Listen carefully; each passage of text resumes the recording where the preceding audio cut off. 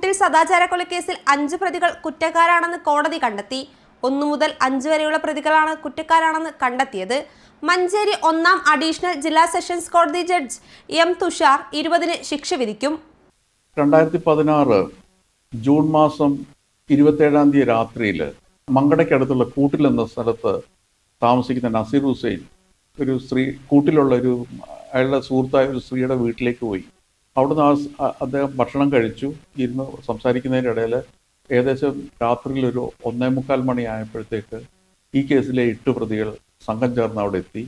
വീടിൻ്റെ അടുക്കളവാതിൽ ചവിട്ടിപ്പൊളിച്ച് അകത്ത് കടന്ന് അവിടെ ഉണ്ടായിരുന്ന വിറകുപുരയിൽ ഉണ്ടായിരുന്ന വിറകും കഷ്ണങ്ങൾ എടുത്ത് അവിടുന്ന് കണ്ട നസീർ ഹുസൈനെ അടിച്ച് കൊലപ്പെടുത്തി എന്നുള്ളതാണ് പ്രോസിക്യൂഷൻ കേസ്. കൂട്ടിൽ നായകത്ത് അബ്ദുൽ നാസർ, സഹോദരൻ ഷറഫുദ്ദീൻ, പട്ടിക്കുത്ത് അബ്ദുൽ ഗഫൂർ, പട്ടിക്കുത്ത് സക്കീർ ഹുസൈൻ എന്നിവരെയാണ് കോടതി കുറ്റക്കാരാണെന്ന് കണ്ടെത്തിയത്.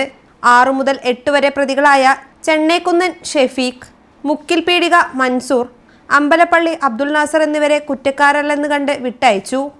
2016 ജൂൺ 28-ന് പുലർച്ചെ 3-ന് കൂട്ടിൽ ഒരു വീട്ടിൽ വെച്ചായിരുന്നു കേസിനാസ്പദമായ സംഭവമുണ്ടായത്.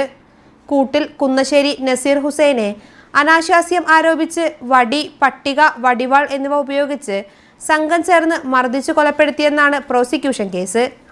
കൊലപാതകം, ന്യായവിരുദ്ധമായി സംഘം ചേരൽ, മാരകായുധങ്ങൾ ഉപയോഗിച്ച് ആക്രമിക്കൽ, വീട്ടിലേക്ക് അതിക്രമിച്ചു കയറൽ തുടങ്ങിയവയാണ് പ്രതികൾക്കെതിരെ തെളിഞ്ഞത്. 3ഉം 5ഉം പ്രതികളായ സുഹേൽ, സക്കീർ ഹുസൈൻ എന്നിവർക്കെതിരെ തെളിവ് നശിപ്പിക്കൽ കുറ്റം കൂടി തെളിഞ്ഞു.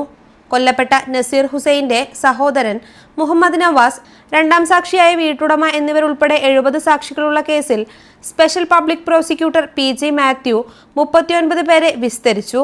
മർദ്ദനത്തിന്റെ വീഡിയോ ദൃശ്യങ്ങളും ഫോറൻസിക് പരിശോധനാ റിപ്പോർട്ടും കേസിൽ നിർണായകമായി.